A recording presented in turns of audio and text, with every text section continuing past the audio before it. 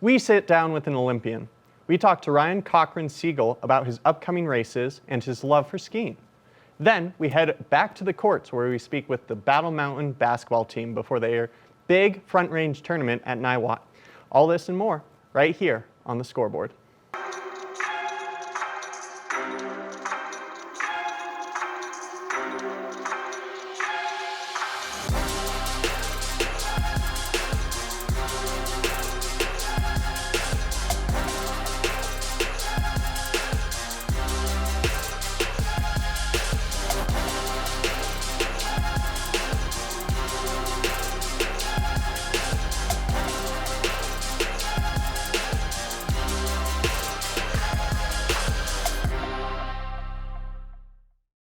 Welcome to the Scoreboard. I'm your host, Brett Ferraro, and we have a great show for you today. First, we talked to the ski racer Ryan Cochran-Siegel about his upcoming Birds of Prey races, as well as going to the Battle Mountain Huskies basketball courts to talk with their team before their big tournament in Niwot. All this right here after this break.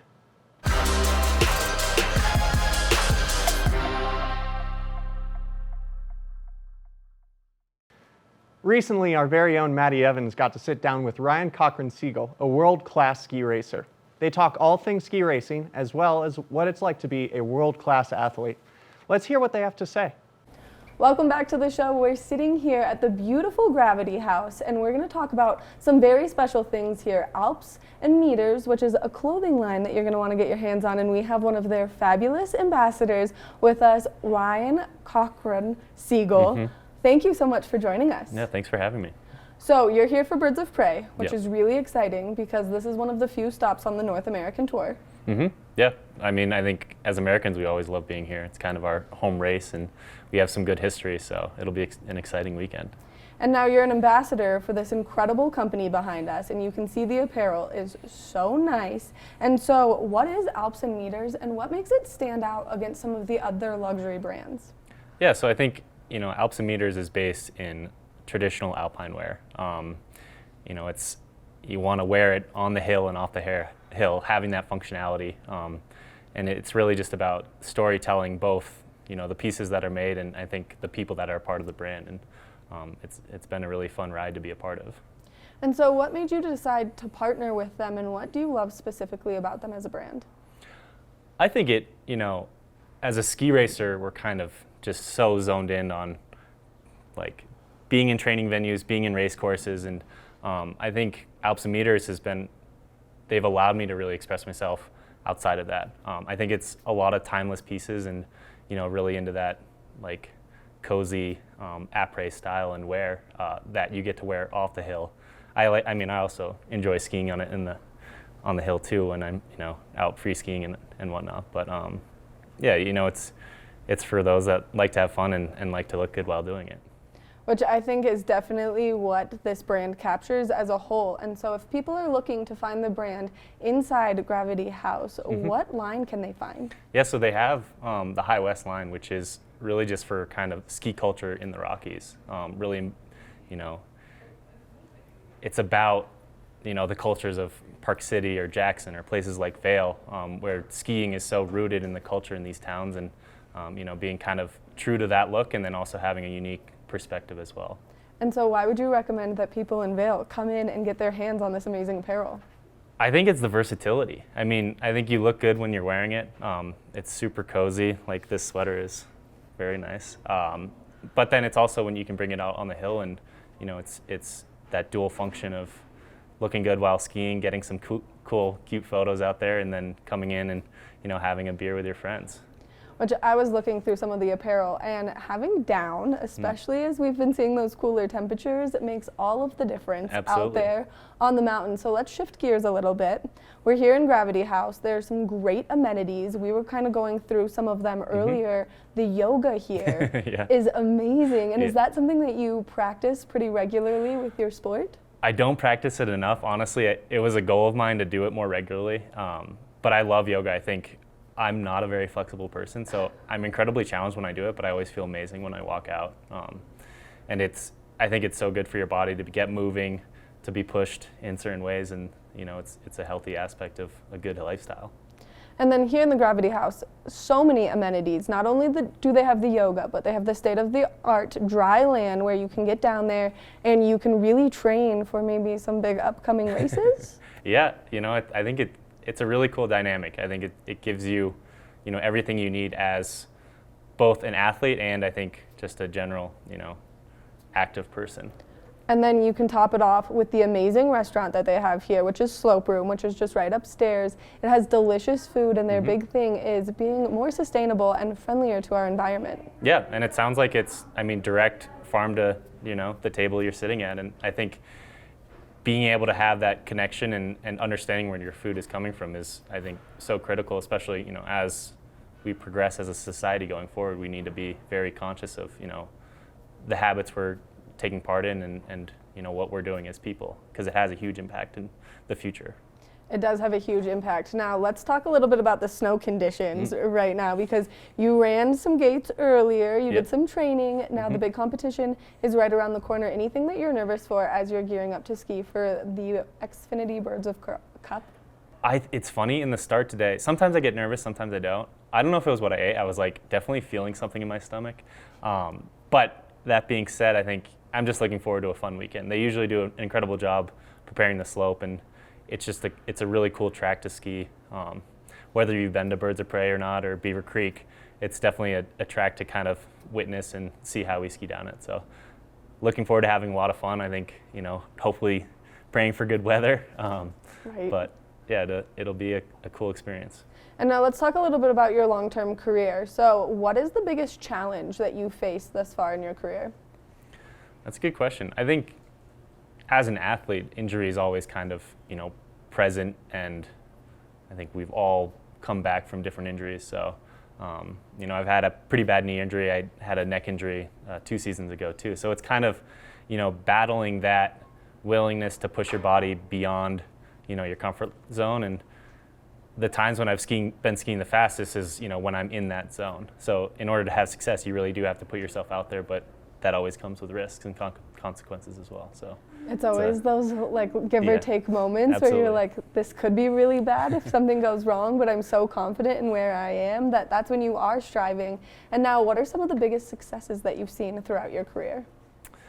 I mean, on the results page, I've had a few good ones. I was able to win a World Cup in the 2021 season. I just came off an Olympic medal in Beijing as well. Those are definitely the highlights from, non-results based. I think it's just the feeling and the idea I have of when my best skiing is, and those experiences too, that I think will further help me continue to have success. And now, as we're looking forward for the rest of the season, anything else besides Beaver Creek that you're really looking forward to on your tour that you're going to be doing?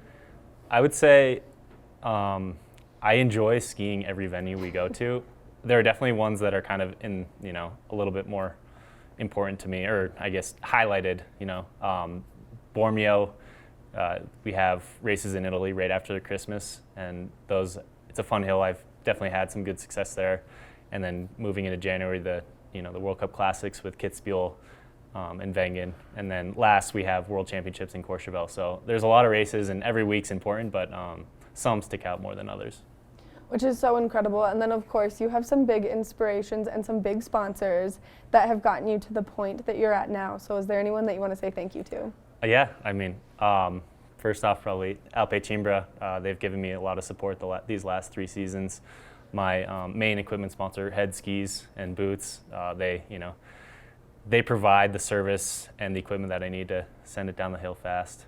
I should shout out to my cousins, Untapped, my personal maple syrup provider. And then Smith Optics, actually, they've been huge in the last few years too. So I think I really hope I'm not missing anyone else. It's a good list. Erica? It is a solid. Swix, yeah, my pulse supplier, and ASP. They, keep me pushing down the hill fast. And I think also Wintersteger.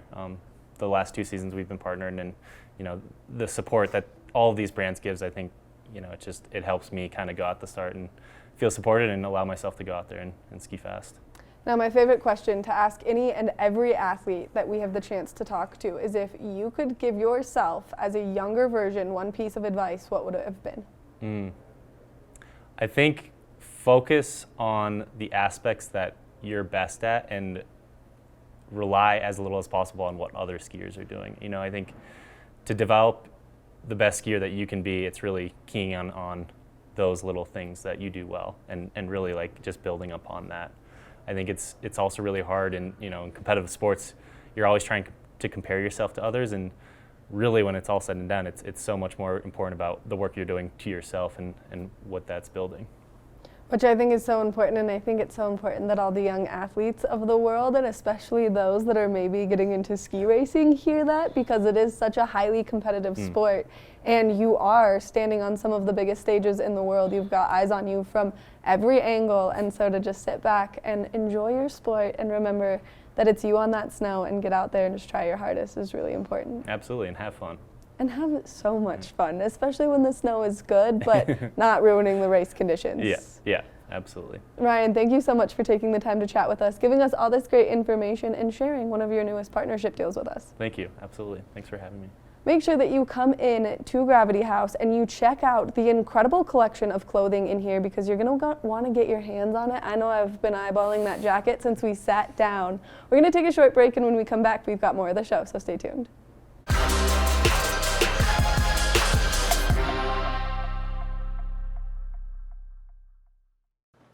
We head down to the Battle Mountain Huskies basketball courts to talk with the team before their big tournament. We talk with some of the players about how they're feeling for the season and how they're preparing for their big tournament. Let's hear what they have to say.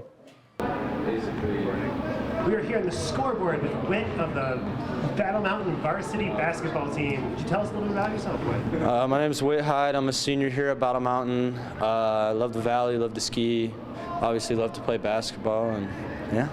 What year are you?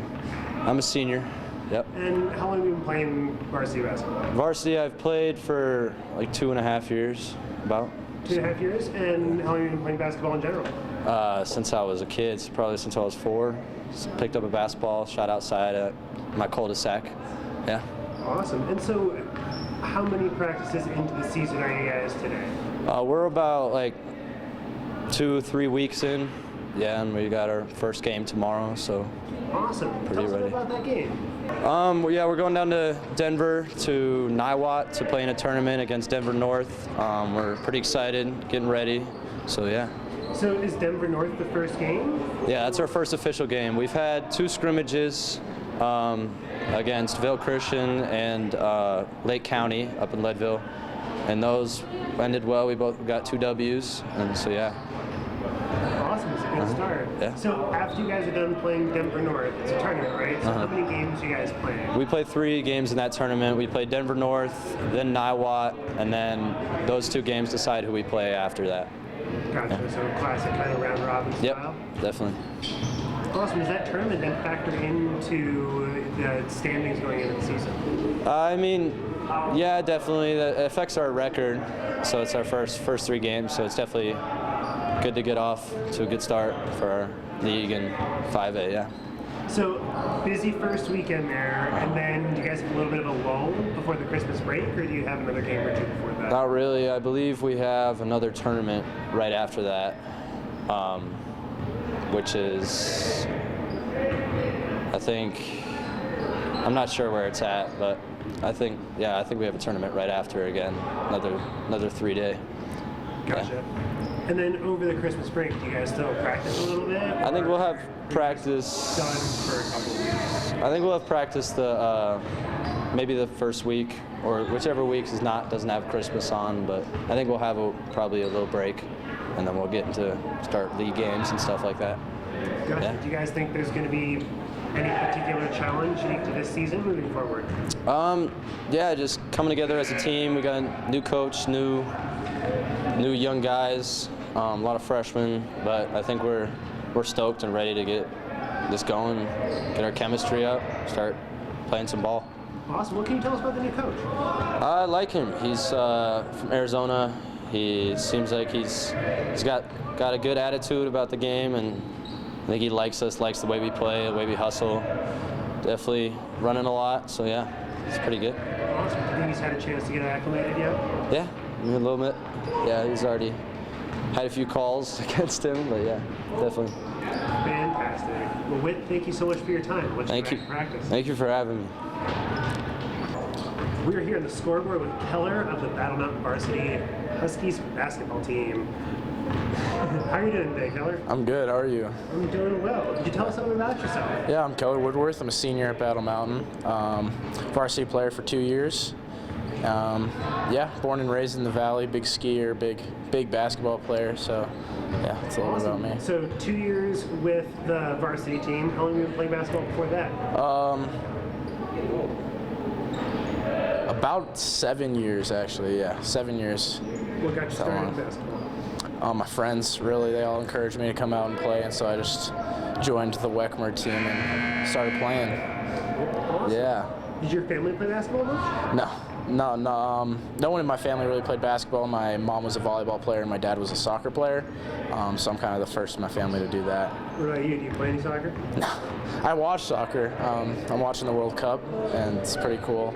But I don't play any soccer now. Did you watch any of the U.S. versus Iran games? Yeah, it was super intense. Had a lot of fun with my friends celebrating that. So yeah, it's pretty cool. Big win. Yeah. So speaking of wins, you guys had 2 wins in your scrimmages earlier already this season. Yes, sir. And you got a game coming up in Denver, correct? Yeah, we have a tournament coming up in Niwot, 3-day tournament. I'm pretty excited, starting tomorrow. So, Guessing there's going to be any particular challenges that you might face during the tournament? For sure. We're going up a class this year. Last year we were 4A, now we're 5A. So it's going to be a lot harder competition. We got to work a lot harder. But I'm excited for the challenge, and I think we're all ready to play. Really. Yeah. Well, awesome. So you're playing Denver North, Niwot, and you'll find out? Yep. So third game is determined on how we play against Niwot and Denver North. But yeah, we're going to play Niwot and Denver North, 2 pretty established 5A schools. So it'll be a challenge, but I'm excited for sure. Is there any team that you're looking forward particularly to playing? Eagle Valley for sure. The rivals down the valley. Know those guys. They're one of my some of them are my good friends. But it's always fun. It's always good competition every year. Did Eagle move up into the 5A class this year as well? They did. In our league, we got Palisade, Eagle Valley, us, and then I think that's it. That moved up 5A, so we have a really small league this year. But we're playing a lot more competitive teams, so it's pretty cool. Yeah. That'd be good. Yeah. You're looking forward to it. Oh yeah, I am. Well, you have any good plans over Christmas? No, just practicing really. Yeah, trying to get better for the season. That's about it. Well, awesome, Keller. Thank you so much for your time. I'll let you get back to practice. Yeah, thank you.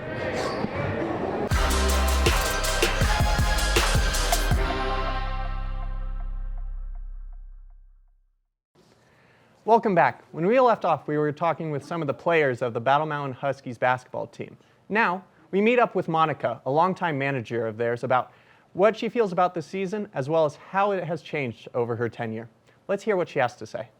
I'm here with Monica of the Battle Mountain varsity basketball team. She's one of the team managers. Could you tell us a little bit more about yourself? Yeah, again, my name's Monica. This is my 4th year managing the boys basketball team here at Battle Mountain.